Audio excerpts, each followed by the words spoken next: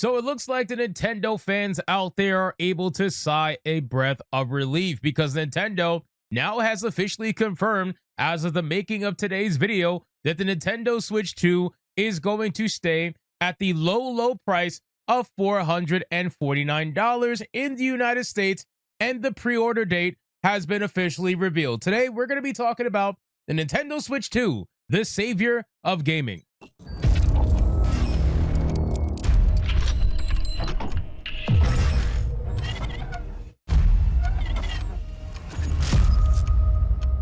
So let's get into this article, guys, from Insider Gaming. But of course, before we do, if you are new here, just consider hitting that subscribe button. I would greatly appreciate it, and like the video to push us out into that YouTube algorithm as we go on our way to 90,000 subscribers. So it says Nintendo has revealed that the Nintendo Switch 2 will stay at $449 in the United States, $499 for the Mario Kart World bundle, amid concerns regarding the tariffs. This news went hand in hand with the announcement that pre-orders for the Nintendo Switch 2 will start in the United States on April 24th. Now, here's the thing I want to talk about regarding the Nintendo Switch 2 drama. I find it very interesting that they delayed all of this supposedly because of the tariffs, but then somehow made up their decision so quickly. It almost makes it seem as if all of this was purposeful in order to drum up positive press and to make everybody say, well, you know what, the $449 is actually not that bad. You know what I mean? Like, anybody who was on the fence about the price being too high, I feel like now they realize the price is $449, they probably feel like Nintendo is doing them a favor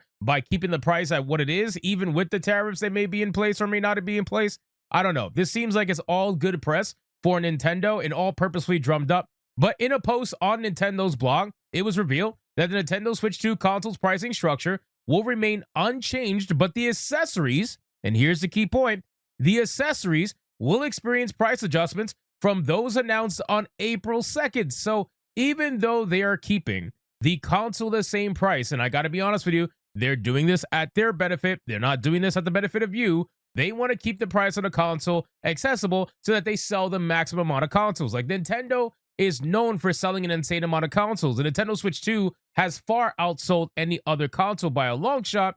Not the Switch 2, I'm sorry, the original Switch. So now the Switch 2, they're trying to maintain that trajectory. So they're going to keep the console as low as possible, but everything else around the console, the games, the accessories, anything else is going to raise in price because that's where they make most of their money, right? They don't make the money on the console that much. They make the money on the accessories. They make the money on the software. That's how Nintendo operates. But anyway, other adjustments are also possible. In a recent post on Nintendo blog, it was revealed that the Switch 2 will remain set at the $449 price model, and that the Nintendo representatives wrote the following. They said, "We apologize for the retail pre-order delay and hope that this reduces some of the uncertainty our customers may be experiencing. We thank our customers for their patience, and we share their excitement to experience Nintendo Switch 2 starting on June 5th of 2025. The company then revealed a slew of manufacturers' recommended retail prices for various games and accessories, accurate as of today, April 18th. The Nintendo Switch 2, $449.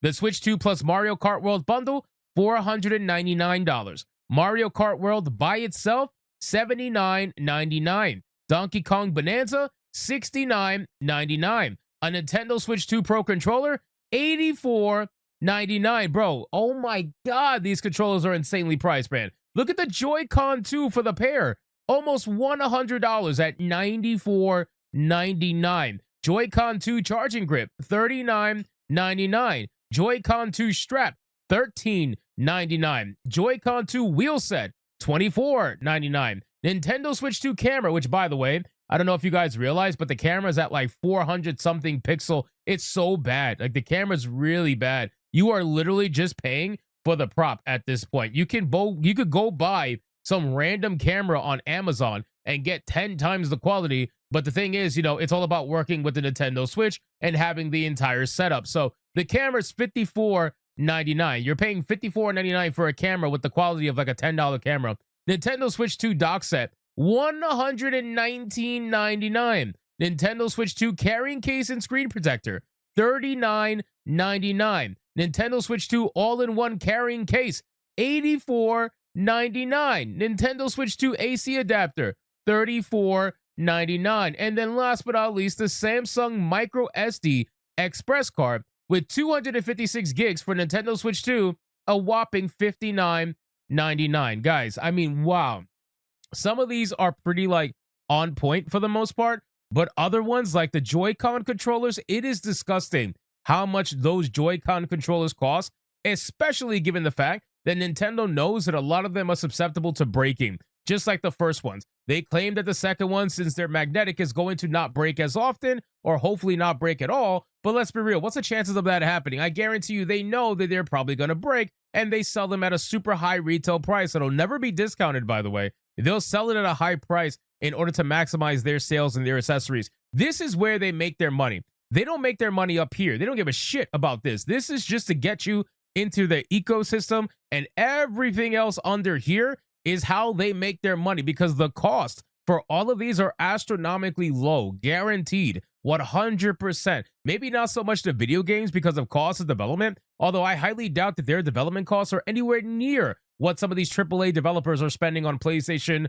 Xbox, PC, all of that stuff. It's nowhere even close their budgets. But this shit doesn't cost anything to them. This shit is absolute garbage, and it's made at a, it's charging a premium price. So it says that days ago, Nintendo went on record explaining why the Switch 2 is so expensive, which we went over that, and I'll rehash it a little bit, but it's BS, right? Like, it's typical corporate speak of, oh, we want more, so we're going to charge more, and we're going to claim that it's about value when it's nothing to do with value. Like, they just want more money. That's really all it is. They know that this is a time that they can get away with it, and they're going to maximize their profits whenever they get a chance to. But anyway, according to Bill Trinan, the VP of Player and Product Experience, he said the following. Number one, we're unfortunately living in an era where I think inflation is affecting everything, except people's salaries, of course. It's affecting literally everything except people's salaries, and it's affecting everything from day-to-day prices. It's affecting technology and things of that nature.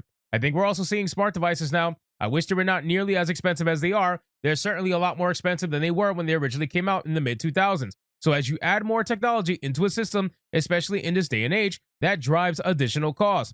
Hilariously, Nintendo also advised consumers that if they can't afford a Switch 2, they should just settle for a Switch, which will be supported for some time to come, which, again, that is literally the Xbox argument that got them in so much trouble many years ago, and the fact that they think it's hilarious that Nintendo's doing the same exact thing, I think that's ridiculous, right? It seems as if Nintendo can do no wrong to certain outlets and certain people that have supported them for a long time. Again, I've made my bias very clear when it comes to Nintendo's pricing. I do not like it because as a PC gamer, at the end of the day, I value my dollar and I value what I'm able to get for that dollar. And I understand there are people out there that are Nintendo collectors and they want their collections to maintain their value. But that doesn't mean that should be at the fuckery of everybody else, right?